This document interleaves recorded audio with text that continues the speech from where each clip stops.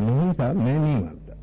نہیں کیا ہے, ایسے تو میں کوئی بات کہہ دوں اور لوگوں کو پسند آ جائے تو ہو سکتا ہے کہ ہوتے ہوتے وہ کہاوت بن جائے.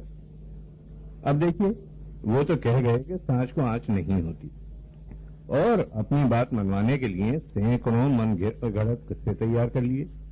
بچوں کے لیے تصویردار کہانیاں چھپا دی کہ بیٹا سچ بولو تو تمہارا کوئی کچھ نہیں بگاڑ سکتا. ہم نے بھی پڑھا, بلکہ امتحان میں سچ بولنے پر جواب مضمون لکھا تو ایسا بڑھیا کہ اول پاس ہوئے. مگر جب ذرا بڑے ہوئے, اپنا کام دھندہ سنبھالا اور شادی بیاہ کیا, تب معلوم ہوا کہ جناب سب سے عقل مند ہاتھی ہوتا ہے جس نے دانتوں کے 2 سیٹ رکھے ہوئے ہیں, ایک کھانے کا اور ایک دکھانے کا.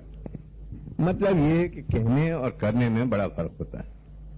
اگر ہم منہ میں سونا ڈالے بیٹھے رہتے کہ ہم تو سچ ہی بولیں گے تو جناب دعوے سے کہہ سکتا ہوں کہ کاروبار الگ چوپٹ ہو جاتا اور شادی کے تیسرے مہینے ہی طلاق کی نوبت آ جاتی. ذرا غور فرمائیے, فرض کیجیے درزی کی دکان لیے بیٹھے ہیں آپ, گاہک سوٹ سلنے دے گیا, آپ نے وعدہ کر لیا کہ منگلوار کو ٹرائی کر لیجئے اور سنیچر کو سوٹ تیار لے جائیے.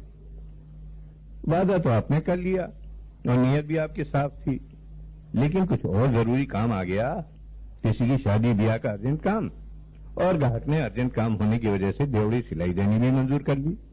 تب کیا کریں گے آپ؟ ظاہر ہے کہ پہلے وہ کام کریں گے جس میں زیادہ فائدہ ہے. اب منگلوار کو وہ صاحب سوٹ ٹرائی کرنے آئے. اگر آپ ان سے صاف صاف کہہ دیں کہ میاں آپ سوٹ کی سلائی کے بہت دیں گے تو 85 روپے لی, دوسرے سے میں نے 150 روپے مارے ہیں, پہلے اس کا کام کروں یا آپ کا, تو گزارش ہے کہ اگر وہ آپ کی جی بھر کر ٹھکائی نہیں بھی کرے گا تو سنائے گا تو اتنی کہ طبیعت صاف کر دے گا. لہذا آپ چہرے پر سخت بیزاری کے آثار پیدا کر کے اپنے وفادار اور محنتی کاریگروں کو خوب کوسیں گے کہ سیزن کا ٹائم ہے اور ان پیٹ بھروں کو مستی سوجیے. اجی پیٹ بھرے ہیں, انہیں کیا, بدنامی تو ہماری ہوتی ہے. معاف کرنا جی, آپ کو تکلیف تو ہوگی, آپ شکروار کو تشریف لے آئیے. یعنی صاف جھوٹ بول گئے. اور سوٹ جی شکروار کو بھی کہاں تیار ہونا تھا, کوئی نیا جھوٹ کر دیا, لیجیے قصہ ختم ہوا. گاہک بیچارہ اپنا سمو لے کر چلا گیا, آپ ٹھاٹ سے ڈیوڑے ریٹ والی سلائی پر جٹ گئے. ملاحظہ کیا آپ نے, سچ بولے ہوتے تو پھر دیکھتے کہ سانچ پر کیسی آنچ آتی ہے. اسکول میں نہیں کیا, آپ نے بھی 50 بار دیکھا ہوگا کہ لڑکا لیٹ آیا, کلاس میں داخل ہونے سے پہلے ہی رونی شکل بنا لی, ایک آدھا آنسو نکال لیا اور پوچھنے پر بے دھڑک کہہ دیا کہ ماں سخت بیمار ہے, رات بھر جاگنا پڑتا ہے. صبح ڈیڈی کو چائے ناشتہ تیار کر کے دیا, ماں کے لیے دوا لایا, اس وجہ سے دیر ہو گئی. اگر اجازت دیں تو ہاف ٹائم میں چھٹی بھی چاہوں گا. ماں اکیلی رہتی ہے تو پانی دوا کی بھی دقت ہو جاتی ہے. لیجیے صاف بچ گئے, دیر میں ہونے کی معافی اور ہاف ٹائم کی بجائے اسی وقت جانے کی اجازت مل گئی. میرے بھائی نے دن بھر ٹھاٹ سے گلی ڈنڈا کھیلا. دوسرا لڑکا لیٹ آیا, مگر سچ بول گیا کہ نیند دیر سے کھلی, سوتا رہ گیا تھا. جناب اسے سزا ملی, سارے پیریڈ بینچ پر کھڑا رہنا پڑا اور چھٹی کے بعد 1 گھنٹہ اور رکنا پڑا. مر گیا بیچارہ سچ بول کر. جبھی تو کہتا ہوں کہ سانچ کو آنچ ہوتی ہے. اب اپنی سناؤں. شادی ہوئی, بہت مزہ آیا, بڑی اچھی بیوی ملی, مگر کچھ دن بعد ہی یہ محسوس ہوا کہ یار یہ تو بڑا چکر آ پڑا. پہلے تو دوستوں کی چوکڑی جمتی تھی, تاش کھیلتے تھے, سنیما جاتے تھے, آئے دن کہیں نہ کہیں کا پروگرام بن جاتا تھا, پارٹیاں ہوتی تھی. اب یہ تو ٹھیک ہے کہ بیوی آ گئی, مگر وہ تاش, سنیما, کھانے پینے, وہ سب کیا ہوئے؟ بھائی شادی ہی تو کی ہے, وہ جکڑ کر رہ جانا کیا معنی؟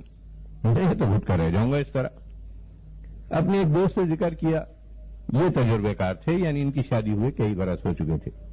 کہنے لگے سمپل. ارے پریشان کیوں ہوتے ہو؟ ٹھیک ہے بیوی اپنی جگہ ہے, نہ ہمارا اس سے کوئی جھگڑا نہ دشمنی, پھر یہ سمپل امپریزنمنٹ کیا معنی؟ اچھا تم نے اپنی بیوی سے کبھی سنیما یا کلب چلنے کو کہا؟ میں نے کہا یار کہا تو کئی بار, مگر وہ کہتی ہیں کہ گھر کا کام کاج کون کرے گا, ماتا جی پتا جی کے کھانے کے ناشتے کا کون بندوبست کرے گا. اچھل پڑے, کہنے لگے پھر کیوں روتا ہے, चल आज ही हो जाए, मंगा लीजिए 2 टिकट। मुख्तसर ये कि पिक्चर गए, वहां से निकले तो क्लब की तरफ मुड़ गए, फिर एक रेस्टोरेंट में जा बैठे और खाना खाकर करीब 12 बजे घर लौटे। बीवी ने पूछा, साफ कह दिया। उस वक्त एक लफ्ज न बोली, लेकिन हफ्ता भर मुंह फूला रहा।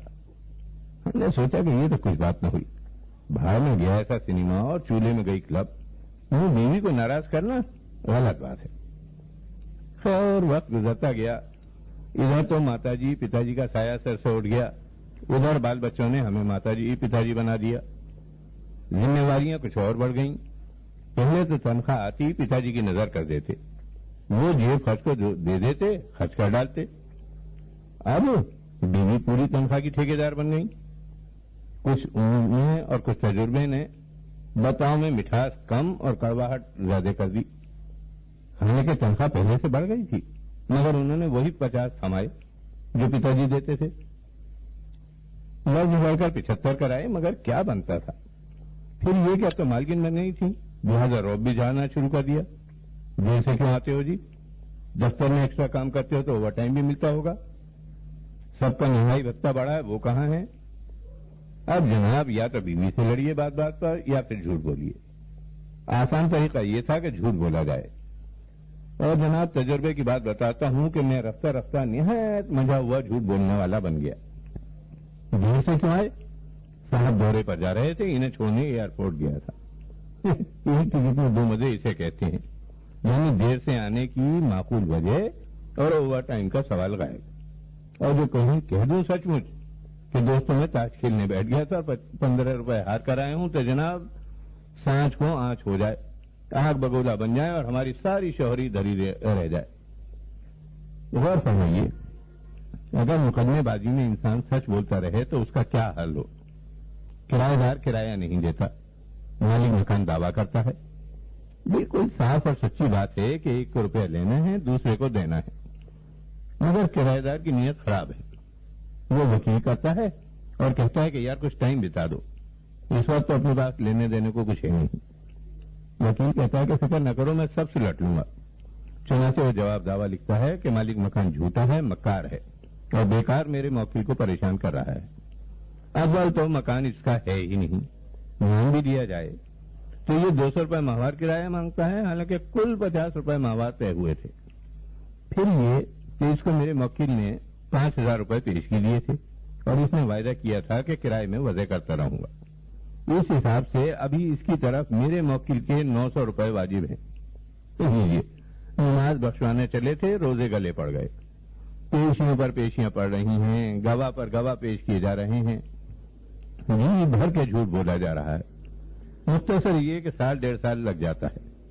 फैसला तो मालिक मकान के ही हक में होता है, क्योंकि उसका केस सच्चा था, मगर उसकी सांच को यूं आंच आ जाती है कि जितना रुपया लेना था उसकी आधी रकम तो वकील की फीस, गवाहों की खुराक और इनाम इकराम में निकल गई, बाकी की किस्तें बन गई, रुपए की पावली रह गई। परेशानी अलग। उधर वो झूठे साहब अगर पहले ही कह देते कि हाँ जी किराया देना तो है, मगर मेरी तबीयत नहीं करती कि रुपया दूं, तो जनाब खट से डिग्री हो, से बचते छुपते करते, वो घर के रहते।